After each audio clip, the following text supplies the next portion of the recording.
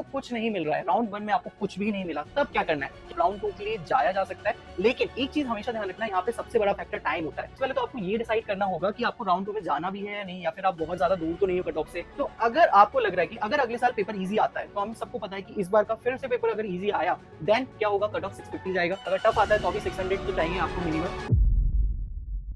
So hello all NEET 2025 aspirants, I hope so कि आप अपनी काउंसलिंग में पार्टिसिपेट कर रहे होंगे एंड बहुत सारे स्टेट के एंड ऑल इंडिया कोटा के काउंसलिंग के रिजल्ट्स भी आ रहे हैं। सो बेसिकली अगर आपका राउंड 1 हो चुका है काउंसलिंग का, तब क्या करना है? तो अगर आपको राउंड 1 में कोई भी कॉलेज मिलता है तो आपका सॉर्टेड है कि आपको सिलेक्ट कर लेना है। सो भैया उसमें कुछ चीजें होती हैं कि आप अपग्रेड कर सकते हो, आप फ्री एग्जिट ले सकते हो, या फिर आप रिजाइन कर सकते हो। तो वो सारी बातें हम नहीं करेंगे। सो जिन लोगों को कुछ नहीं मिल रहा है, राउंड 1 में आपको कुछ भी नहीं मिला, तब क्या करना है? क्या राउंड 2 के लिए जाना है, राउंड 3 के लिए जाना है? देखो ये एक चॉइस है, लेकिन एक चीज आपको जो समझनी है वो ये है कि सिंस अगर आपको पता है कि आपके मार्क्स कम है, क्योंकि हमें पता रहता है, एंड अगर आप लास्ट ईयर के राउंड 2 एंड राउंड 3 के रिजल्ट से कंपैरिजन करोगे तो आपको पता चल जाएगा कि आप क्लोज में हो, कि आपको मिल सकता है कि नहीं, या फिर आप बहुत ही ज्यादा दूर हो कट ऑफ्स वगैरह से कि आपको मिल ही नहीं सकता। सो दैट इज व्हाई अब यहाँ पर आपके पास 3 ही ऑप्शंस बचते हैं कि अगर आपको राउंड 1 में नहीं मिलता है कुछ तो आप क्या करोगे। So coming to the options basically, so round 1 में अगर आपको कोई भी कॉलेज नहीं मिलता है, देन आप राउंड 2 के लिए जाया जा सकता है, लेकिन एक चीज हमेशा ध्यान रखना है, यहाँ पे सबसे बड़ा फैक्टर टाइम होता है। बिकॉज अगर आप राउंड 2 राउंड 3 तक जाओगे और अगर लास्ट में आपको कुछ नहीं मिलता है तो आपके पास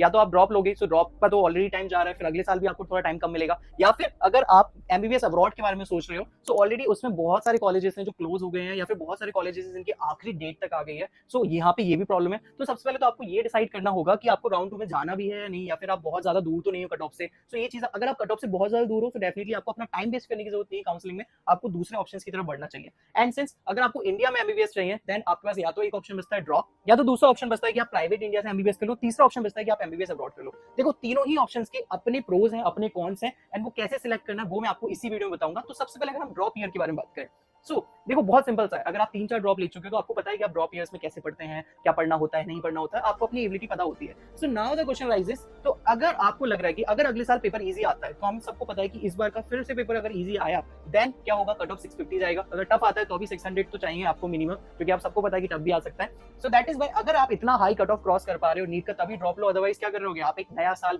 बर्बाद कर रहे हो। सो फालतू में एक दूसरा साल वेस्ट करने की कोई जरूरत नहीं है। सो अगर आपको समझ में आ जाएगा कि अगर आप बहुत ही ज्यादा क्लोज हो कट ऑफ के, आपको लग रहा है कि मैं कट ऑफ क्रॉस कर सकता हूं, then take the drop, otherwise you will be wasting your entire year once again, है जो आपको नहीं करना है। Now coming to the second option, private से एमबीबीएस करना कोई बुरी बात नहीं है देखो, लेकिन अब इसमें सबसे मेजर फैक्टर आता है पैसों का। यस, इंडिया से प्राइवेट से करने के लिए आपको मिनिमम, चाहे कैसा भी कॉलेज हो, वो 80-90 लाख तो प्लस जाएगा, वो भी सिर्फ ट्यूशन फीस। अगर आप रहने खाने का भी कर लोगे तो 1 करोड़ प्लस तो जाएगा ही जाएगा।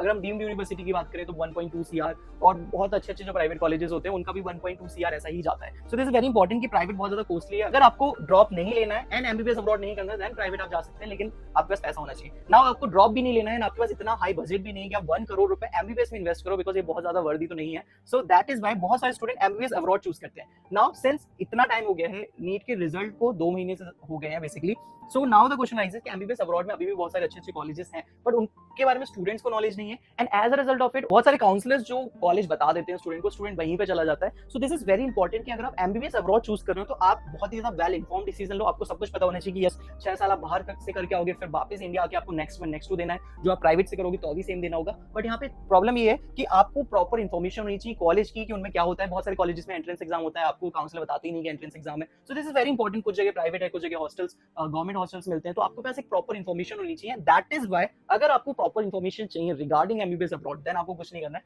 मैंने डिस्क्रिप्शन एंड पिन कमेंट में एक गूगल फॉर्म का लिंक दिया हुआ है, आप उसे फिल कर सकते हैं। आपको 1-to-1 फ्री काउंसलिंग मिलेगी मेरे थ्रू, एंड और भी हमारे जो टीम के मेंबर्स हैं उनके थ्रू मिलेगी एक proper guidance with full details, जितना भी हम आपकी हेल्प कर सकते हैं विद द लेटेस्ट इन्फॉर्मेशन।